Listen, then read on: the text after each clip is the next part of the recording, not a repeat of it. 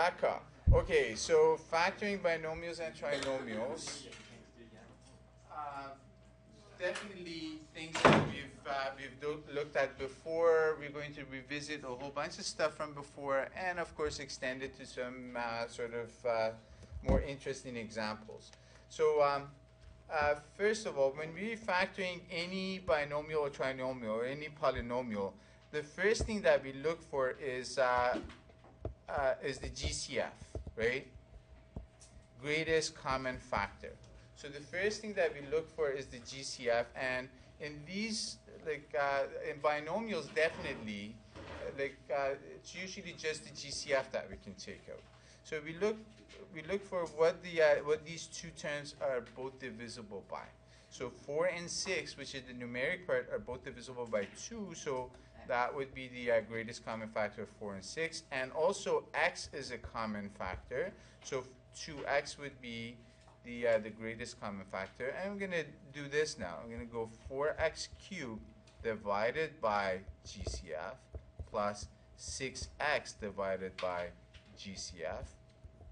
And then this is going to give me 2x brackets. 4x cubed divided by 2x becomes 2x squared. And 6x divided by 2x is equal to 3. So that's factored out, right? This is essentially what happens when we take out the GCF, when we factor a binomial or trinomial by GCF. But I'm not going to do that every time. Now that we know this is what happens, this is what we're going to do. Okay, what is the common factor between 3 and 21? 3. I can always take a negative as a common factor. And then I'm going to look at y squared and y cubed and say, okay, what is the greatest common factor of y squared and y cubed? It's y squared. Between x to the power of 5 and x cubed is a common factor, right? You go, okay, the first term divided by the GCF now. You go, okay, negative 3 divided by negative 3 gives me a 1. I don't have to write it, I just leave it blank. Y squared divided by y squared is equal to 1, and I don't have to write it, I just leave it blank. X to the power of 5 divided by x to the power of 3 is x to the power of 2. I write it that way. 21 divided by negative 3 is negative 7. Y cubed divided by y squared is equal to y. And x cubed divided by x cubed is equal to 1. I don't have to write it, I just leave it blank like that. So that's basically what happens. That's taking out the GCF. Now, looking at factoring of binomials of the form x squared plus bx plus c. So this is in the form of x squared plus bx plus c. So if I'm factoring something like this, I look at the constant term, the last term. I look at the factors of 12. Okay, what are factors of 12? I list all the factors. 1 times 12, negative 1 times negative 12, 2 times 6, negative 2 times negative 6, 3 times 4, negative 3 times negative 4. These are all the factors of 12. Okay, which two factors add up to make this middle term, 7? Okay, 3 plus 4 make that 7. So we're looking for the sum of 7 and the product of 12. So these two, I'm going to take those two numbers, I'm going to take these two numbers here, and I'm going to use them for factoring. Okay, I'm going to write two factors. I'm going to take these two numbers and write them in the factors. X plus 3, x plus 4, and that's completed. Okay, now I want you guys to do this part D yourself. Do it the same way. Do it the same way. Okay, and sometimes you have polynomials or trinomials written in non-descending order, right?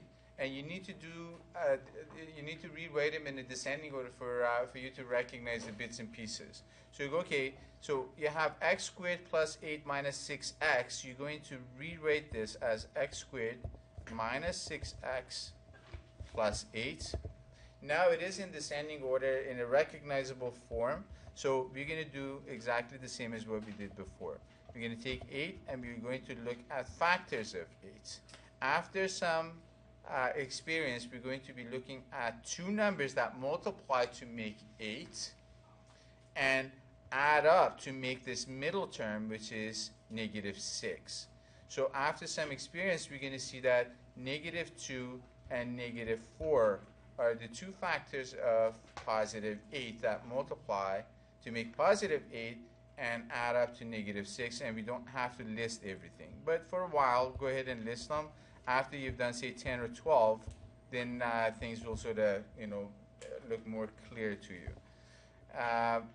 So this becomes x minus 2, x minus 4, and that's completely factored. We're going to look at x squared plus 4xy minus 21y squared. I'm going to show you guys a trick for doing this. Instead of looking at all of this, rewrite it as x squared plus 4x minus 21. So I took out the y squared. If this thing is factorable, it should be factorable this way too. So I'm going to factor this thing. I'm going to go negative 21. I'm going to look at factors of negative 21 that add up to positive 4. What two numbers multiply to make negative 21 and add up to 4? What do we got? Negative 3 and 7. Good. So I'm going to rate this as x minus 3, x plus 7. Notice that I left a little space after the second term in each bracket. I'm going to put a y after each one. And that's going to be the factors of this particular trinomial. And always, if you're in doubt, go ahead and expand it and make sure that it is going back to where you started at. Most of the times when you get a trinomial that you get is in a form that you could have a GCF that you can take out. So as it is for this part G, you have 5x squared plus 35x plus 60. It looks a little bit too complicated, but if we look at it more carefully, 5 is a common factor.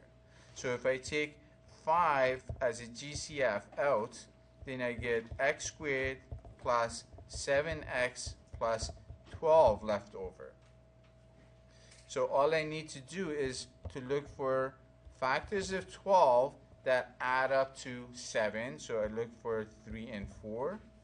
And complete factoring of this is x plus 3 times x plus 4. Don't forget to rewrite the 5. If you don't rewrite the 5, you haven't completely factored it. You've left out a factor. So you need to rate all the factors. All right. Now, I'm looking at 3x to the power of 4 minus 18x cubed minus 27x squared. Okay. All of these numbers are divisible by negative 3. I'm going to take that out as a GCF. And all of the three terms are divisible by x squared, so I'm going to take that out as a GCF. So if I divide the first term, 3x to the power of 4 by minus 3x squared, I end up with x squared. Minus 18x cubed divided by negative 3x squared is positive 6x. And minus 27 x squared divided by negative 3x squared is equal to 9. Now, if you do the factoring for this, the trinomial part, we can recognize something. We can recognize that the first term is a perfect square, the last term is a perfect square, and the middle term is twice the product of the square root of the first and the second one, or the first and the third one. So I can see that this is x plus 3 squared. But you guys go ahead and do the trinomial factoring for it and find that out. Okay, so factoring difference of squares and perfect squares. If we have a perfect or difference of squares in the form of a squared minus b squared, we can write that as a product of the two conjugates, a minus b and a plus b. Or vice versa. If I have the product of the two conjugates, I can write it as difference of squares, something that we used in the last chapter quite a bit for rationalizing the denominator. And if you are squaring a binomial, if I have a binomial a plus b and I'm squaring it, then I can rewrite this as a squared, which is the square of the first term, plus b squared, which is the square of the second term, plus twice the product of the two terms, 2ab. So keeping those two things in mind, we're going to do some examples of this. I have x squared minus 16. This is x to the power of 2 minus 4 to the power of 2. I go back to my generic form. A squared minus b squared can be written as the product of the two conjugates. So I'm going to rewrite this as x minus 4 times x plus 4. And that's the complete factoring of that. Here, I'm going to have to recognize the square parts, or that this is a difference of squares. I can write x to the power of 4 as x squared squared, and 4y squared as 2y squared. Once I do that, then I can see that this is the difference of two square terms, right? Two square terms. So I'm going to rewrite this as factors. So I'm going to write as x squared minus 2y times x squared plus 2y. Just move on to some more complicated stuff. I have the first term is an x squared minus 6x plus 9. We can do trinomial factoring, and again, I recognize that the first term is perfect square, the last term is a perfect square, and the middle term is twice the product of the square root of 9 and square root of x. So I can rewrite this as x minus 3 squared. You guys can do the trinomial factoring if you wanted to, but that's perfect square factoring. So now I'm looking at first term squared minus the second term squared. So I can see that this is a difference of squares. I can write it as product of the two conjugate.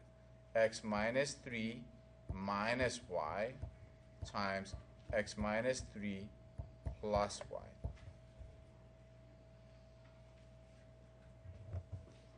Same idea as what we had in part C. I can see x squared plus 6x plus 9 is a perfect square. This is an x plus 3 squared minus, again, I look at this, I go, okay, I have the first term 4a squared. This is a perfect square because 4 is a perfect square and a squared is a perfect square. Last term, b squared is a perfect square. Square root of b squared is b. Square root of 4a squared is 2a. Product of those two makes 4ab. So this should be a perfect square. So I can rewrite this as 2ab, and this negative goes in between them. This is 2a minus b squared. Now, I'm looking at a difference of squares because I have the first term squared and I have the second term squared. Now I'm going to rewrite this as product of the two conjugates, x plus 3 minus 2a minus b, and x plus 3 plus 2a minus b. And that's about all I can do to that, so I'm just going to leave it as that. So I'm going to move into factoring trinomials of the form ax squared plus bx plus c. So we're going to use decomposition method for factoring trinomials. Not complicated, but a little bit more involved. you can deal with more complicated questions with it. Okay, so if the coefficient of the first term or the square term is not 1, we can't just go ahead and factor the constant and carry on as we did before. So if the coefficient of the square term is not 1, then we need to use some other methods. One of the methods that we use is decomposition, which is something that I recommend that you guys do too. So compare this to ax squared plus bx plus c. So always write this underneath it so you can see it. Write it, make sure that it is in descending order. Write this just below it. Then you go, okay, write down a times c. What is a times c? You go, okay, a is 2 in this case, multiplied by -4. So this is 2 times -4. So a times c is equal to -8. That's equal to -8. I'm going to factor -8 to two numbers that add up to make +7.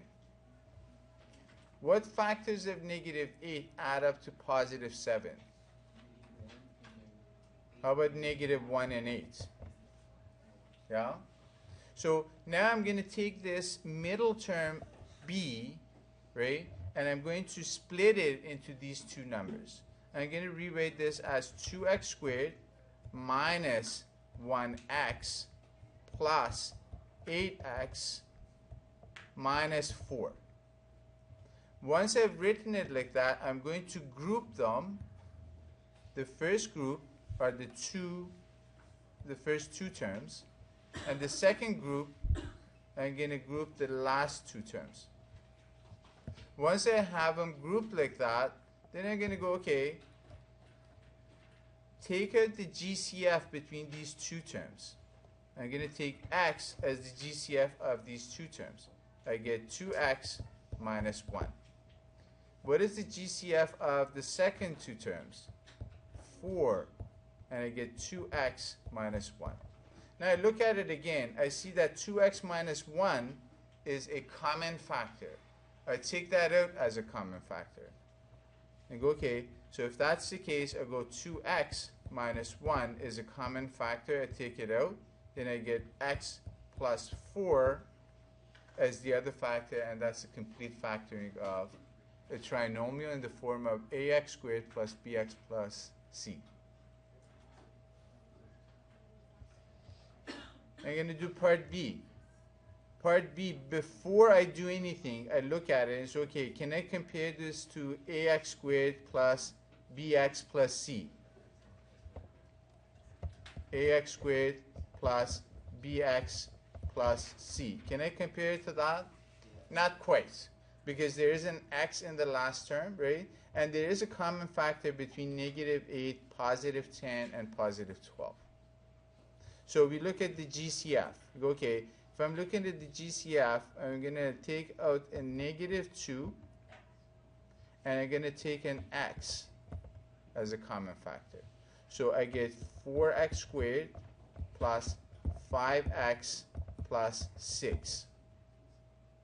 Once I have this, then I'm going to do what I did as far as the decomposition method was. So we go a times c is equal to 4 times 6, 24. I look at factors of 24 that add up to 5.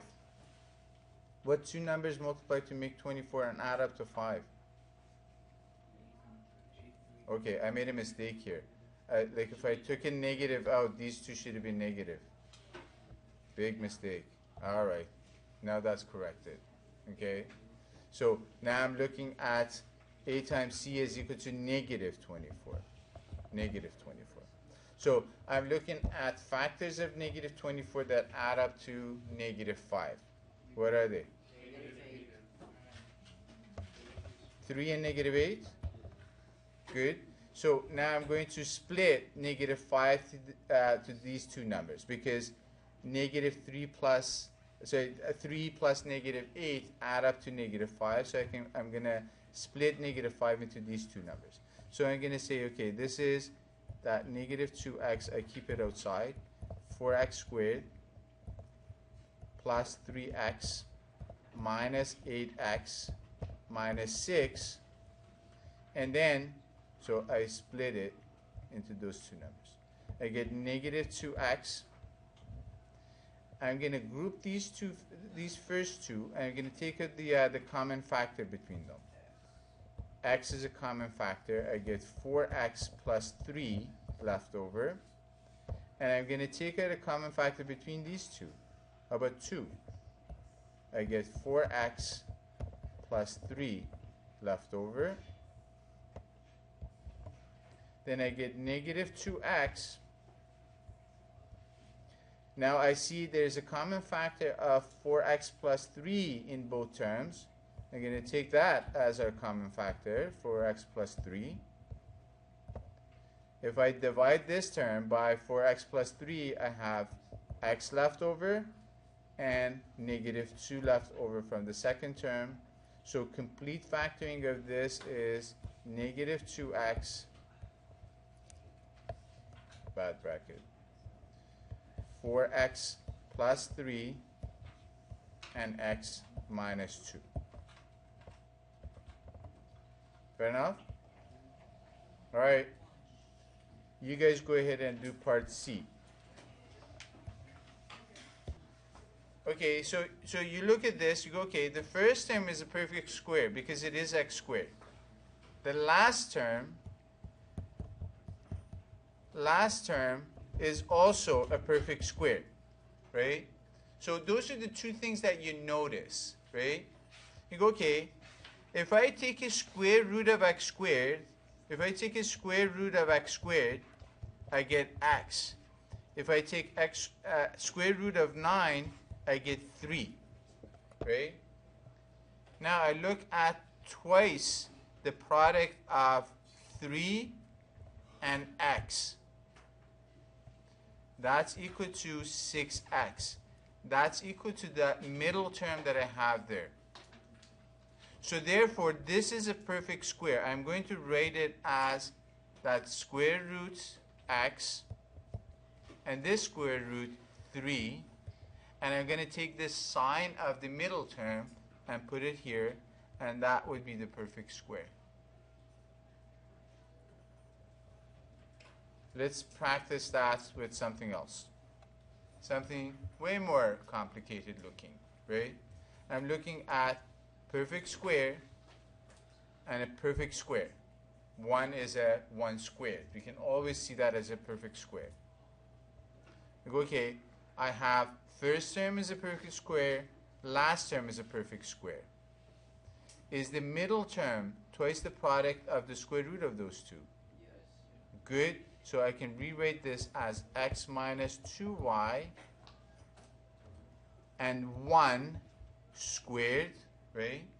The sine of that middle term will go in between those two. So I don't even have to do anything with this. I just recognize things, right? You just recognize it, and based on the recognition, make sure that you're recognizing the right things, right? So don't recognize the wrong things and make a mistake. Recognize the right things, right? And then you can do that. So now that we know that, now we can sort of solve some problems or answer some questions. We go, okay, we want to find this integer k so that the following trinomial is a perfect square. So this is a clue that it is a perfect square, right? If it is a perfect square, we want to know what k is.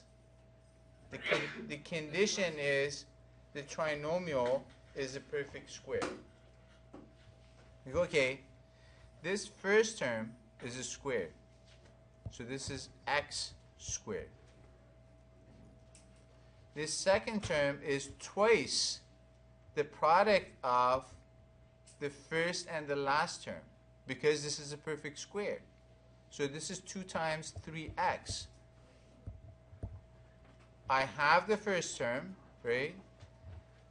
This must be that last term, right? So if that must be the last term, Then we go, okay, then k is 3 squared. So therefore, k is equal to 9. Fair enough?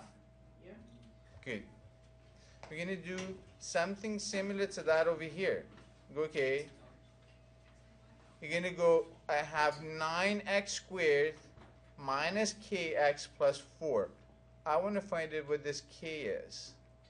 The condition is that this trinomial is a perfect square.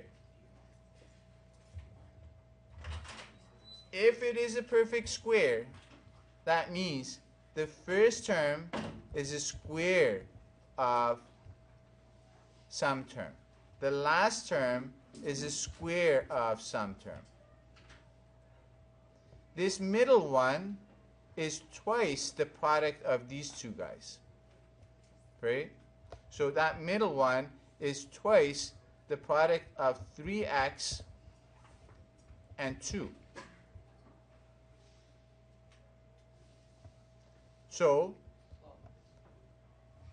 if I expand this, then I get 2 times 3 times 2 is 12x. So therefore, I compare this. I go, okay, 12x must be equal to kx. And I go, okay, k is equal to 12.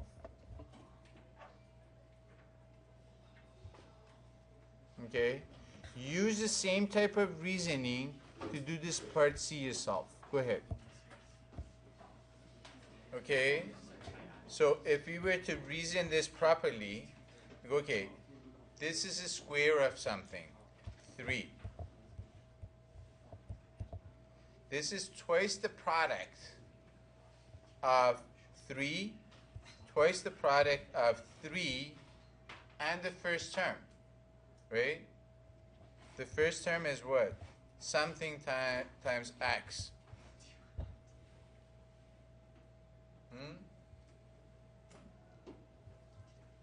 Let's say a times x.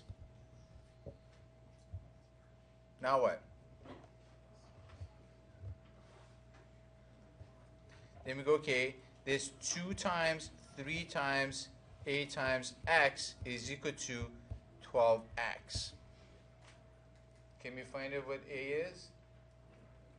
Good. And then square it, right? So if you find out what a is, if we solve for a, we get, well, the x's cancel out. Then we get 12 divided by 6, a is equal to 2, right? So a is square root of k, so k is equal to a squared, which is equal to 4. All right, people. So this is your assignment for factoring. This is